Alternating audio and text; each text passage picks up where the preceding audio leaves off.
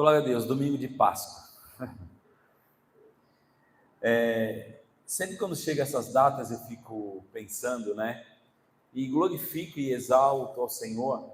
Nós falamos sim de uma maneira diferente nessa data, mas nós cristãos, né? Estamos aqui todo domingo adorando o Senhor. Nós vivemos essa palavra todos os dias, né? Não deixamos para lembrar desse momento somente nessa data. Toda ceia a gente está trazendo à memória aqui o sacrifício de Jesus e nos alegrando na sua ressurreição, né? Então para nós assim é fácil falar sobre Jesus, falar sobre a sua morte, a sua crucificação, a ressurreição, porque nós vivemos isso todos os dias, né? Aquela questão que a gente fala, Jesus ele tem que ressuscitar na minha vida e na sua vida todos os dias. Nós vivemos Jesus, né? Então glória a Deus por isso. E eu sou sinceramente daquelas pessoas que não critico, por exemplo, tem pessoas que você vai conversar e ela fala realmente da parte cultural da Páscoa, né? Da parte comercial da Páscoa. Eu não sou muito de criticar, por quê? Porque um dia eu era assim. Um dia, para mim, Páscoa era simplesmente que eu pegava um dos meus amigos e a gente ia viajar, aproveitava o feriado, né? Aí chegava em casa, minha mãe tinha lá o ovo de Páscoa, chocolate, a gente comia. Então eu não critico porque eu não conhecia. Então essas pessoas, elas não conhecem muitas vezes, não conhecem o sentido real da Páscoa. E elas vivem o quê? Vivem a cultura do comércio, que é de comer ovo de Páscoa. E tudo bem, e não é pecado você comer um ovo de Páscoa, viu? É gostoso um chocolatinho. Por quê? Porque o sentido real que está no seu coração não é o chocolate, não é? O sentido real é sim a morte de Cristo, o sentido porque ele morreu na cruz, e a alegria de saber que ao terceiro dia ele ressuscitou e está vivo entre nós. Ele está aí do ladinho, do seu lado, né? Então a gente vive isso. Glória a Deus por isso. E eu quero ler aqui, a gente vai falar algumas partes aqui da crucificação de Jesus, mas eu queria ler, né, quando o Senhor lhe dá essa ênfase. É um texto que a gente lê toda a ceia, Mateus capítulo 26, a partir do versículo 26, que é onde, é lógico, Jesus já estava preparando os seus discípulos, né, ao longo de 3 anos ali, que ele vem preparando os seus discípulos, dizendo que ele iria morrer. E assim como eu também fiquei conversando com o Roberto, a gente assim, é fácil a gente falar dos discípulos. Poxa, mas como eles não entenderam? Como eles não aceitavam? Mas é porque a gente já ouviu a história completa, o final da história. Mas eles estavam vivendo o dia a dia, né? Então, Jesus ali conversando com eles, era difícil eles entenderem que aquele homem, né, de carne e osso que estava com eles ali, ia morrer e depois ia ressuscitar, porque eles não viviam isso. Nós já conhecemos a história completa. Então eles passaram o que ali, todo aquele processo, e a gente sabe aqueles 2 discípulos do caminho de Emaús, veja que eles estavam confusos, até quando aquelas mulheres foram ao túmulo, também ficaram confusas, mas foi tudo depois se encaixando, né? Então ali no capítulo 26 de Mateus, a partir do versículo 26, é justamente no ponto crucial, onde Jesus, de uma maneira tranquila com os seus discípulos, colocando aquilo que iria acontecer com ele. E não só o que iria acontecer com ele, mas também já dizendo para eles o que viria pela frente, né? Na questão todos nós aqui. Então, versículo 26 do capítulo 26. Enquanto comiam, Jesus tomou o pão, deu graças, partiu e deu aos seus discípulos, dizendo: tomem e comam, isto é o meu corpo. Aqui o Senhor estava ministrando a ceia, né? E estava na Páscoa, E nós sabemos que a Páscoa significa, a palavra Páscoa significa passagem, né? Porque na Páscoa eles lembravam aquele momento onde o povo de Israel foi liberto. Então, essa é a comemoração da Páscoa. Então, a Páscoa, eles comemoravam ali com os pães asmos, né, que é o pão sem fermento, com ervas amargas, sacrificavam ali o cordeiro, né? Então, naquela época, quando eles foram libertos, exatamente quando o Senhor pede para que Moisés fale para o povo assim, olha, mate o cordeiro, tem ali o pão, tem as ervas, e o sangue passe nos umbrais da porta, para que o anjo da morte, né, passe. Então, de passagem, Páscoa. Então, esse é o significado da Páscoa. E ali eles comemoravam todos os anos, e aqui Jesus também estava comemorando na Páscoa, e Jesus morre justamente na Páscoa, trazendo esse simbolismo de que somente um sangue realmente puro poderiam apagar os nossos pecados. Então, o Senhor Jesus aqui ministrando a ceia, ele continua aqui, né, no versículo 27. Em seguida, tomou o cálice, deu graças e ofereceu aos seus discípulos, dizendo: bebam dele todos vocês, isto é o meu sangue da aliança, que é derramado em favor de muitos para perdão de pecados. Eu digo que de agora em diante não beberei desse fruto da videira até aquele dia em que beberei o vinho novo com vocês, no reino do meu Pai. Depois de terem cantado um hino, saíram para o Monte das Oliveiras. Aqui se iniciava, nesse momento, onde eles cantam um hino, saem, aqui depois o Senhor Jesus vai ter aquele diálogo com Pedro, onde Jesus vai falar para Pedro que ele o negaria 3 vezes. E aqui eles começam uma trajetória, Jesus começa uma trajetória que eu diria uma trajetória, um caminho de dor e glória. Porque Jesus, ele sabia claramente tudo o que ele iria passar. E aqui ele sai, né, a palavra diz que ele vai ali para o Getsemane e vai conversar com o Pai. Porque Jesus, ele era, eu não costumo dizer 100% homem e 100% homem, porque ele era completo. Ele era plenamente homem, não se dividiu, não tem como Jesus não se dividiu o homem e o ser divino, ele era completo, ele era único, né? Então aqui ele começa a conversar com o Pai, e no momento da sua carne, daquilo que a gente vive de emoções, ele está ali agora num momento de aflição, porque ele sabia o que ele iria passar. E ele fala para o Pai: Pai, se for possível, passa de mim esse cálice. Mas ele também continua dizendo: mas que seja feita a sua vontade, não a minha. Porque Jesus veio para cumprir o propósito do Pai, o plano perfeito do Pai. Jesus veio para cumprir, e ele cumpriu. E a partir de agora, Jesus, estava preso. Depois, dali no Getsemane, aí vem os soldados, Judas o entrega àqueles soldados e levam até aqueles líderes, onde começam a interrogar Jesus. Ali Jesus, ele toma tapas na cara, ali cuspiram no rosto dele. Jesus começa um caminho de dor. E quando eu começo a ler, toda vez que a gente vai ler a respeito dessa trajetória de Jesus, é difícil a gente entender, porque muitas vezes a gente pensa que nós não, assim, tem fases da nossa vida que a gente pensa que a gente é sozinho, que às vezes as pessoas não ligam muito para a gente.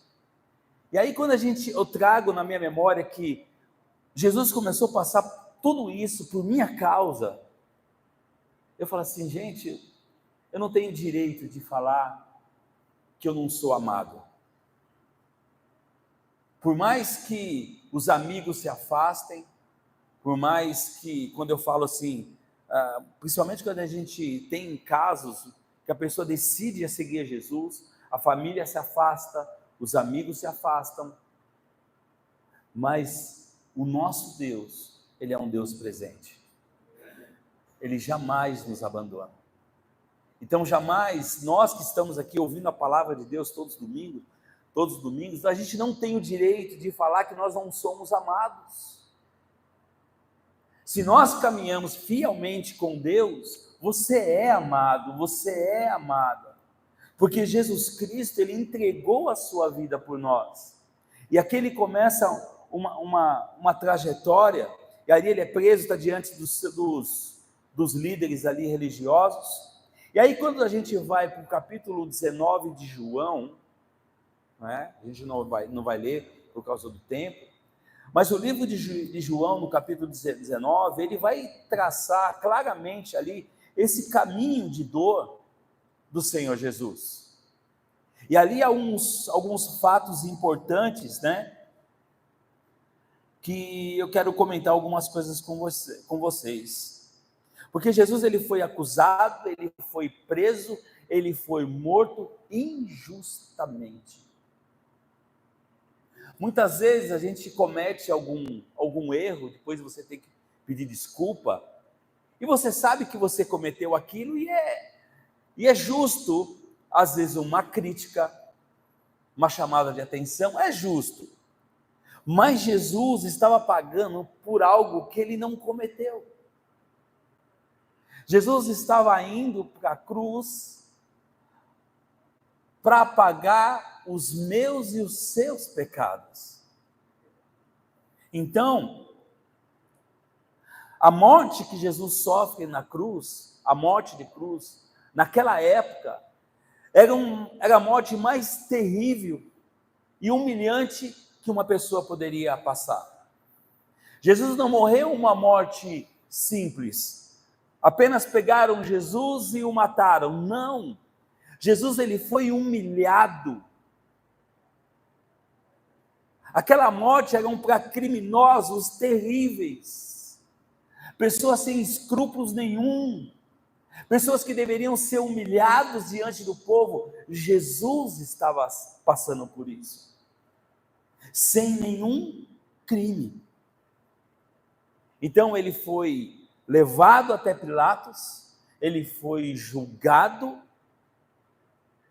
simplesmente por inveja, por pessoas que não estavam querendo perder o seu status, e por não entender o caminho, e por não entender exatamente aqueles líderes religiosos, de tanto estudo que eles tinham, eles não entendiam nada daquilo que eles estudavam, porque eles estudavam os profetas, e os profetas, tudo que os profetas diziam, apontavam para Jesus. Se você pegar a Bíblia inteira, do primeiro versículo de Gênesis, tudo aponta para Jesus. É por isso que eu falo, quando você pega a Bíblia e você lê, e você começa a entender alguns assuntos, mas quando você lê na perspectiva, cada versículo, cada capítulo que você lê da Bíblia, quando você lê na perspectiva que vai apontar para Jesus, o seu entendimento abre de uma maneira tremenda, porque tudo aponta para Jesus. Então, aquela morte, ela não foi uma morte comum, ela foi uma morte terrível. Então, nós devemos lembrar que a cruz era uma declaração de culpa, mas ele não tinha culpa, porque aqueles homens acusados que levavam a sua cruz, muitos talvez levavam a cruz, outros levavam só aquela trave, né, nas costas, e eles, quando caminhavam levando aquela sua cruz, eles estavam sendo declarados culpados, e Jesus estava no meio daqueles homens agora, sem culpa nenhuma. Primeira carta de Pedro 2, 21, 22, diz assim, ó: para isso, vocês foram chamados, pois também Cristo sofreu no lugar de vocês, deixando-lhes exemplo para que sigam os seus passos. Ele não cometeu pecado algum, e nenhum engano foi encontrado em sua boca. Olha que Pedro, que andou com Jesus, participou de todos esses pontos na vida de Jesus, ele declara agora, fala assim, ó, ele não cometeu pecado algum e nenhum engano foi encontrado na sua boca, nas suas palavras, daquilo que ele dizia, era tudo verdade. Jesus foi o único homem que não teve pecado algum, nem de ação, nem de fala e nem de pensamento. É por isso que ele teve condições e não haverá outro que possa apagar os nossos pecados. Então, o criminoso, ele deveria também ter na sua cruz, aquele criminoso, ele deveria ter uma placa onde anunciava o crime dele, o crime que ele cometeu. E em cima da cruz de Jesus estava escrito: este é Jesus, o Rei dos judeus. E ali Pilatos compra uma briga, porque isso era uma afronta aos religiosos da época. Mas isso é uma declaração nas palavras de Jesus que ele era o Rei dos judeus. E veja que aqueles homens, eles não aceitavam. Então, os líderes contestaram a Pilatos a respeito disso, mas como havia uma intriga entre romanos e judeus, né, e por ordem de Pilatos, aquela placa ali foi colocada. E é interessante também que eu quero trazer um pouco das profecias, daquilo que a Bíblia traz a respeito desse caminho de dor e glória. As profecias foram se cumprindo a cada passo de Jesus. Veja que uma delas, que Jesus ele foi crucificado fora da cidade. E veja que Jesus, lá em Hebreus capítulo 11, o escritor dos Hebreus, ele vai trazer aquilo que estava lá no Velho Testamento, para relatar esse momento. E trazer, e dizendo que isso estava se cumprindo. Hebreus 11, versículo 11 diz assim: o sumo sacerdote levava o sangue de animais até o santo dos santos, como oferta pelo pecado, mas os corpos dos animais são queimados fora do acampamento. Assim, Jesus também sofreu fora das portas da cidade, para santificar o povo por meio do seu próprio sangue. Veja que se cumpria. Portanto, saiamos até lá, até ele, fora do acampamento, suportando a desonra que ele suportou. Veja que o escritor dos Hebreus, ele traz, né, a memória para dizer que aquilo que aconteceu com Jesus era exatamente o cumprimento das profecias. E a cruz foi levada para o Monte Caveira. Aonde Jesus foi crucificado, ali se chamava Monte Caveira. E ali a cruz de Jesus foi colocado naquele ponto. E o fato de Jesus ter sido crucificado no meio de dois ladrões só aumenta a vergonha e a humilhação.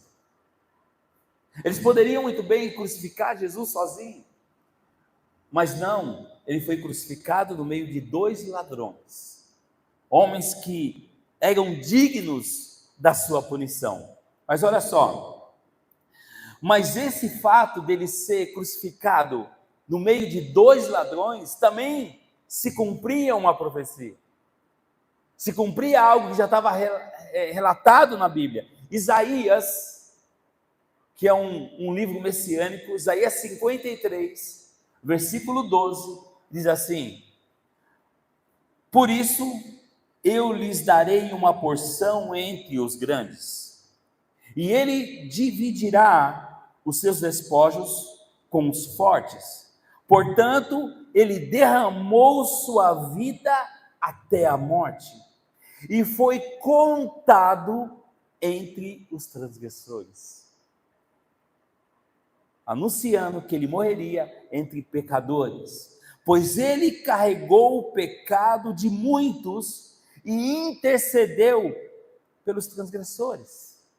Olha o que Isaías está dizendo, que ele morreria na cruz, no meio de dois malfeitores, que ele intercederia ainda por eles. Então, por isso que eu falo, quando a gente lê a Bíblia, nesse entendimento que tudo aponta para Jesus, você começa a encaixar como se fosse um quebra-cabeça a palavra de Deus, porque tudo faz sentido. Sabe aqueles livros que você vai ler, Levíticos, Números, você fala assim, é um livro cansativo, mas quando você lê no entendimento, que até mesmo a genealogia leva e aponta para Jesus, você vai ver que fica uma leitura agradável, que você sabe, você começa a encaixar as peças, né? Outro fato, então Jesus foi tratado como um criminoso qualquer. Agora, outro fato importante era que os soldados que tomavam conta daqueles que iam ser crucificados, tinham um costume na época que eles poderiam ficar com os pertences daqueles que eram crucificados, né? Então ali tinha o que? A sandália, a túnica, né? Todo o turbante que eles usavam. Então eles dividiam entre os soldados, né? E quando a gente vai para Salmos, se você quer ver um salmo também que relata esse momento de Jesus, é o Salmo 22. Você vai encontrar no Salmo 22 um relato tremendo também.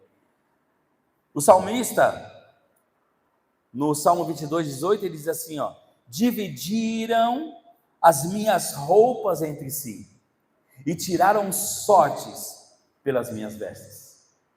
Porque depois que eles repartiram aquelas roupas, a túnica, Jesus usava uma túnica de linho, sem emenda, sem costura. E essa túnica, eles tiraram sorte, para ver quem iria ficar com as túnicas. E veja que o salmista já declarava isso, né? Dividiram as minhas roupas entre si, e tiraram sorte pelas minhas vestes. Então, Cristo na cruz foi insultado por aqueles que perseguiam. Quando a gente lê a crucificação de Cristo, você vê que eles zombavam, né? Você não disse que ia destruir o templo em 3 dias, e no terceiro ia reconstruir? Você não salvou a muitos, você não curou a muitos, e não pode salvar você mesmo? Desce daí, desce dessa cruz. Jesus, ele é insultado, e lá no capítulo 22 ainda, de Salmos, a gente vai ver que o salmista, trazendo numa figura de animais, né, ele relata o posicionamento daqueles que perseguiam Jesus, daqueles que escarneciam Jesus ao pé da cruz. Então, no Salmo 22, nós vamos ler alguns versos aqui.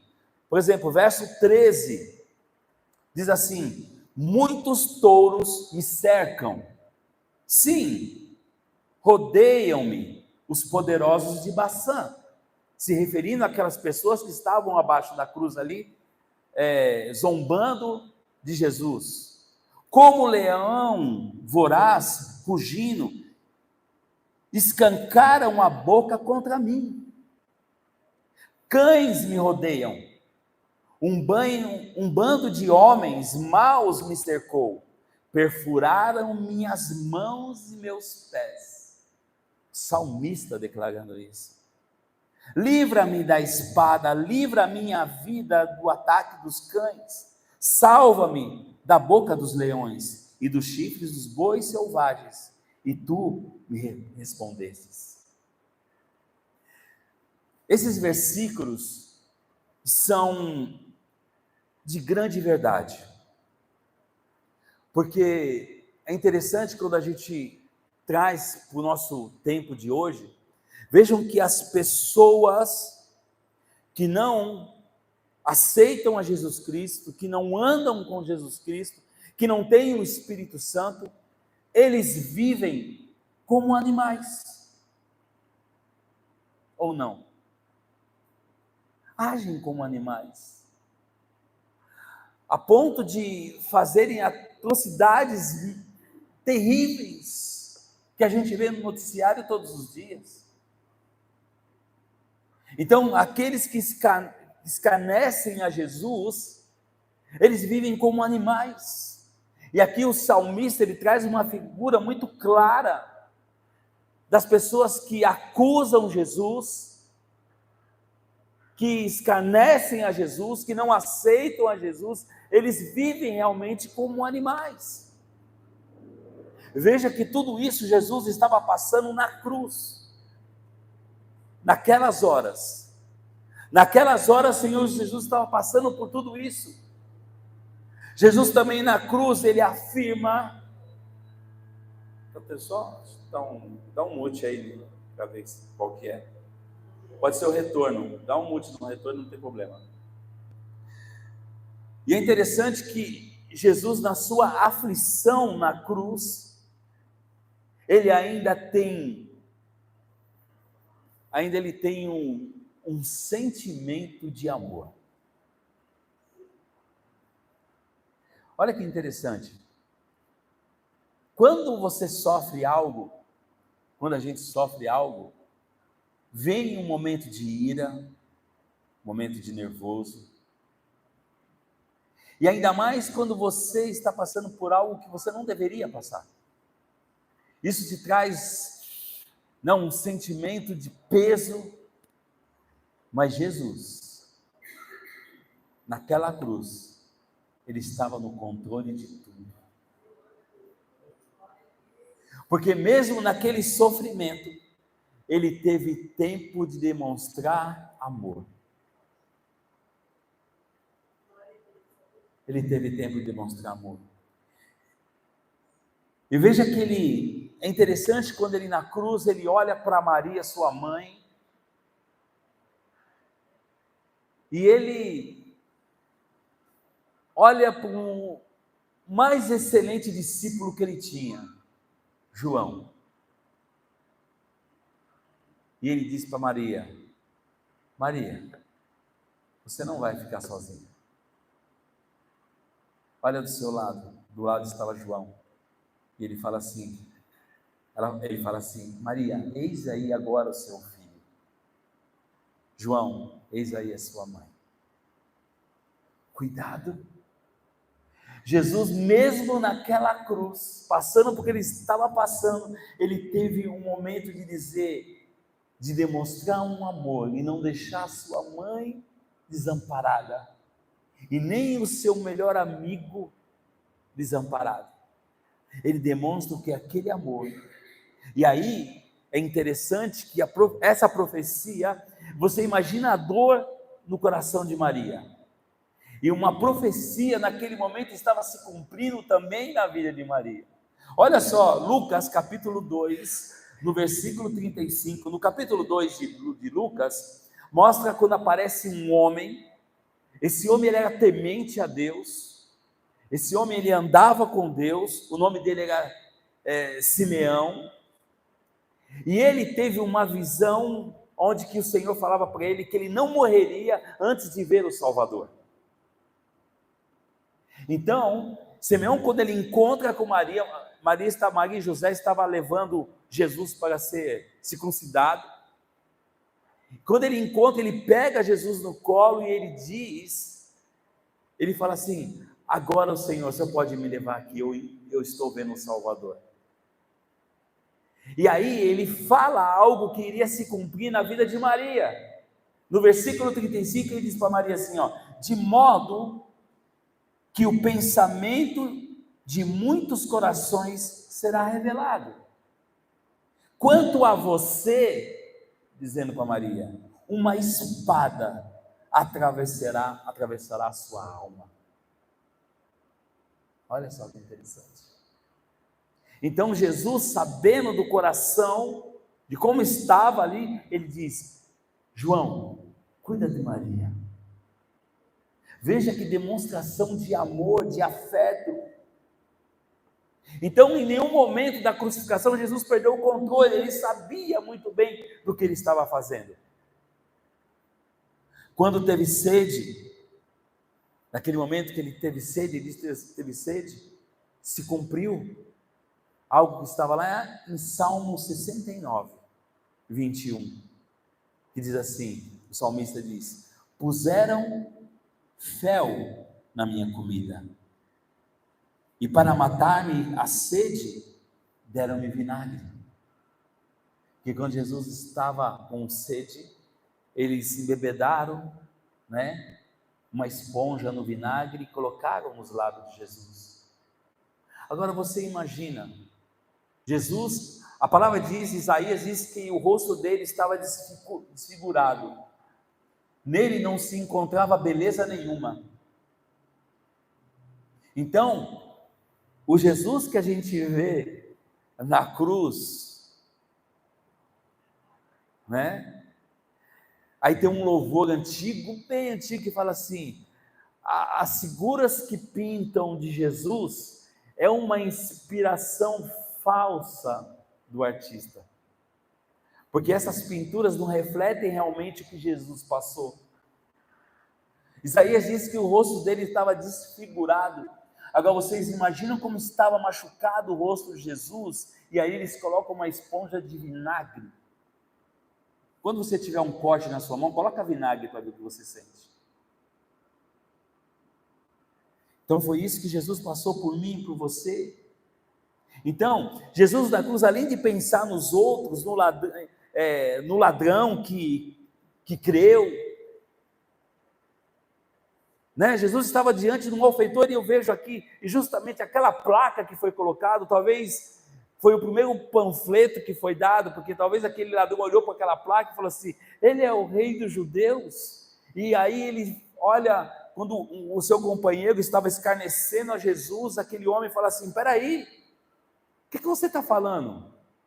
Nós estamos nessa cruz porque nós merecemos, mas ele não tem pecado nenhum, ele não tem culpa nenhuma. E ele se vira para Jesus e fala: Senhor, talvez lendo essa placa, ele fala assim: meu Senhor, meu Rei, porque ele fala assim: lembra-se de mim quando entrares no teu reino. Então ele olha aquela placa, Jesus, Rei dos judeus, ele fala: Senhor, lembra-te de mim quando entrares no teu reino. E Jesus não conseguia respirar, meus irmãos, porque nessa posição de ser crucificado, o corpo pendia para baixo e tampava aqui as vias respiratórias, era difícil respirar. Mas Jesus olha para ele e diz assim: ainda hoje estarás comigo no paraíso. Gente, que amor é esse?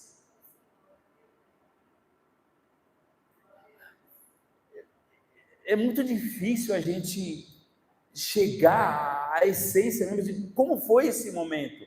A nossa mente, a nossa capacidade de pensar, de raciocinar é muito pequena para a gente entender esse contexto todo aqui. Porque só de lembrar, a gente já ficava chorando, entrava em êxtase e falava assim: Senhor, que isso?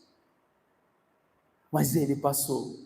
E aí, ele vai falar com o ladrão, ele vai acalmar sua mãe. Sempre, mas a palavra central de tudo isso era o Pai, porque ele estava cumprindo aquilo que o Pai pediu para ele fazer. Ele estava cumprindo. E aí, as 3 últimas declarações na cruz foi sobre ele mesmo. Jesus falou sobre ele mesmo.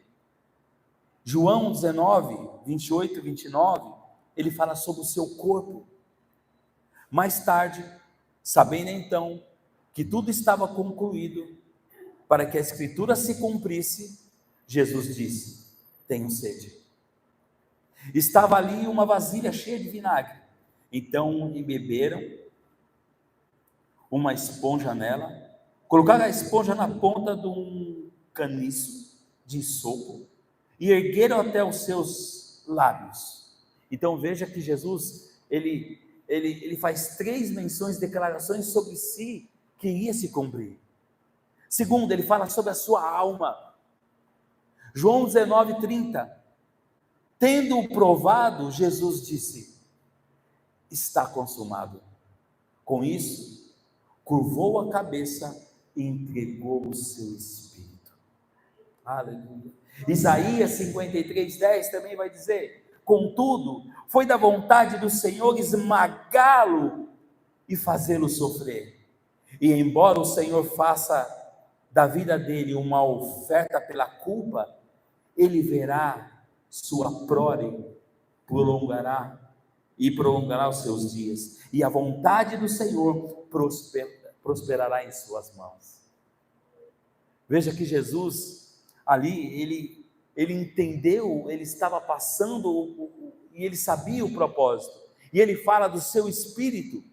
Lucas 23:46, Jesus bradou em alta voz: Pai, nas tuas mãos eu entrego o meu espírito. Tendo dito isso, expirou. Estava consumado. O propósito. Aleluia. E agora Jesus, no seu último suspiro, ele pronuncia a palavra que dá o decreto da nossa salvação: tetelestai. Está consumado. O sacrifício que antes era feito com o sangue dos animais cobria os pecados, mas o sangue do Cordeiro, ele remove, ele tira todos os pecados. Aleluia. Em Hebreus capítulo 9, aqui também é tremendo esses versículos. Hebreus capítulo 9, a partir do versículo 24, diz assim, pois Cristo não entrou em santuário feito por homem, uma simples representação do verdadeiro. Ele entrou no próprio céu, para agora se apresentar diante de Deus em nosso favor. Jesus, depois que ele morre, ele vai ao Pai, agora ele é o nosso advogado, é o nosso intercessor. Aleluia, porque ele paga os nossos pecados, e quando a gente comete algo, nós somos dignos do quê? De morte. Mas o Senhor está diante do Pai dizendo assim: eu já paguei o preço. Eu já paguei o preço. Aleluia. Versículo 25: não, porém, para se oferecer repetidas vezes, a semelhança do sumo sacerdote, que entra no Santo dos Santos todos os anos, com sangue alheio. Então, aquele sacrifício acabou, porque era necessário todo ano estar repetindo aquele sacrifício. Versículo 26, se assim fosse, se tivesse que fazer isso, Cristo precisaria sofrer muitas vezes, desde o começo do mundo, mas agora ele apareceu uma vez por todas no fim dos tempos, para aniquilar o pecado mediante o sacrifício de si mesmo. É suficiente. É suficiente. Só por Jesus a salvação. Aleluia.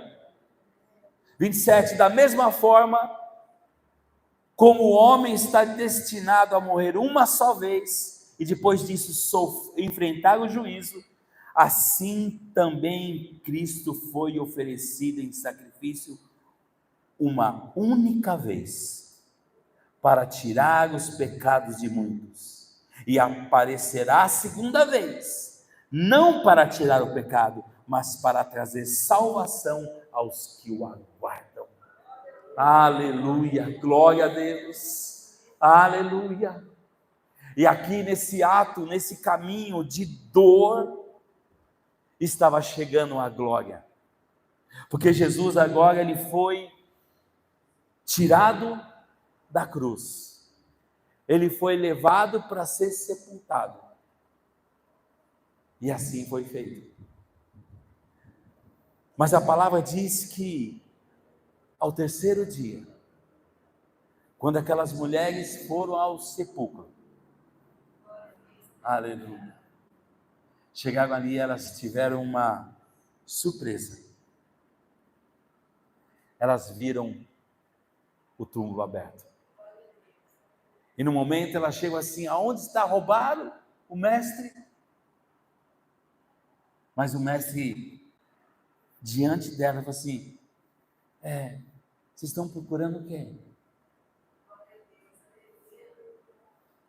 Aleluia. Aleluia. O túmulo está vazio, porque ele ressuscitou assim como ele disse. É necessário que eu morra, para que vocês tenham vida, e tenham vida em abundância.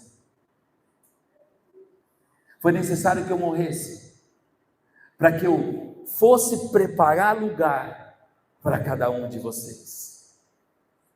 E assim como ele disse quando nós lemos ali em Mateus 26, que ele iria, mas ele retornaria. E esse dia está tão breve, esse dia está tão perto, porque a gente pode perceber hoje, parece que a vinda de Jesus está palpável, porque a palavra se cumpre a cada dia. A palavra se cumpre a cada dia. E vai chegar, está chegando um avivamento para a sua igreja. Mas eu vejo esse avivamento, como eu já disse aqui para vocês, esse avivamento de acolhimento, esse avivamento de amor, esse amor que o Senhor Jesus deixou transparecer na cruz do Calvário. Esse amor vai nos contagiar. O amor da cruz vai nos constranger, e nós vamos oferecer às pessoas que necessitam esse amor. Por isso que eu tenho falado, nós temos algo dentro de nós que nós precisamos dar, que nós precisamos oferecer. É esse amor. As pessoas aí fora não conhecem esse amor da cruz. A cruz era um símbolo de desonra. A cruz era um símbolo de vergonha. Jesus Cristo transforma a cruz num símbolo de salvação. Num símbolo de salvação. Porque quando você olha para a cruz, ela está vazia. Ela está vazia. Aleluia. O nosso Jesus não está pregado numa cruz. O nosso Jesus num símbolo tremendo. Quando os discípulos entram naquele sepulcro, o que eles veem? Eles veem os lençóis, mas o lençol que envolvia o rosto de Jesus estava dobrado na pedra. Dobradinho. Bonito ali. O que isso significava? O que isso significou? Porque havia um banquete e o rei estava sentado na mesa. Quando o rei estava sentado na mesa, quando ele levantava, se ele deixava o guardanapo dele desarrumado, poderia retirar a mesa, porque ele não voltava mais. Mas quando o rei levantava da mesa e ele deixava o seu guardanapo dobrado, é porque ele ia retornar à mesa. E Jesus, quando sai do túmulo, ele deixa o lenço dobrado, dizendo: eu voltarei para buscar a minha igreja. E nós somos a igreja do Senhor. Você sozinho não é igreja, mas nós na comunhão somos a igreja. Você pode glorificar o nome do Senhor Jesus. E o nosso papel hoje é fazer valer a pena o sacrifício de Jesus. Faça valer a pena o sacrifício de Jesus. Lembre do sacrifício de Jesus todos os dias. Não é só na Páscoa, não é o nascimento de Jesus só no Natal, não. Jesus nasce nas nossas vidas todos os dias. Nós lembramos o sacrifício dele e nós alegramos pela sua ressurreição todos os dias. Foi por você, meu irmão. Foi por você, minha irmã. Aleluia. Aleluia, glória a Deus, aleluia. Em nenhum momento Jesus recuou, ele se desfez da sua glória e sofreu as nossas dores. Tudo que nós passamos nesse mundo, ele passou também, aleluia. Mas um dia, naquele momento que ele diz: Senhor, está consumado, a palavra diz que o véu se rasgou. Aleluia, e nós temos acesso direto ao Pai. Aleluia, aleluia. É um andar, é um caminhar diferente, meus irmãos. Por isso que o Evangelho, ele é transformação de vida. Não vivo eu, mas Cristo vive em mim. O que eu falo é de Cristo, as minhas ações são de Cristo. Como eu ajo é de Cristo, tudo é dele, tudo é para ele. Aleluia, aleluia. Se nós quisermos ter vida e vida em abundância, nós temos que andar em Jesus Cristo. Aleluia. Sabe por que a gente não vive mais Jesus? É porque a nossa mente não consegue entender o que está nos esperando.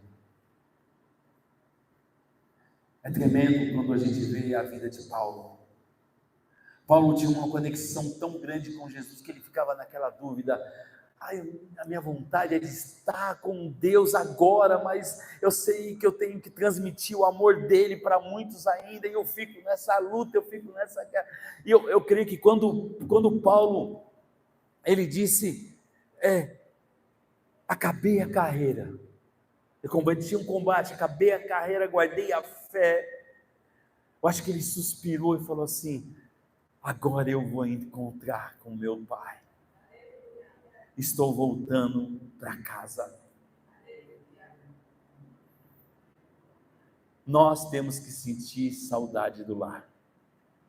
O nosso lar não é aqui. Quando nós vivemos Jesus, nós sentimos falta do nosso lar, vontade de estar com Jesus, juntinho dele. Tem aquele louvor que fala: cantarei santo, santo, santo, quando atravessar os portões celestiais, estarei bem pertinho do meu Jesus, do meu Rei. Santo, santo estarei cantando quando passar nos portões celestiais. Bem pertinho estarei, bem juntinho, bem ao lado do meu Rei, meu Salvador. Aleluia, aleluia, aleluia. É esse Jesus, ele vem, aleluia, glória a Deus, aleluia, glória ao nome do Senhor Jesus. Você já agradeceu a ele por ele ter se entregado na cruz? Aleluia. Você já sorriu nesse dia porque ele tomou a chave da morte e está com ele? É tudo dele, tudo para ele. Aleluia. Fique em pé no seu lugar. Aleluia, glória a Deus. Canta aí uma música. Aleluia. O nosso papel é fazer valer a pena. Faça valer a pena a morte e o sacrifício de Jesus. Tente entender o que Jesus passou na cruz. E você vai ver que você vai se alegrar. Então, se você não não leu, lê o capítulo 19, o capítulo 20 de João hoje. Medite nesses 2 capítulos hoje, né? Para você entender o que foi, o que Jesus fez. Amém? Glória a Deus.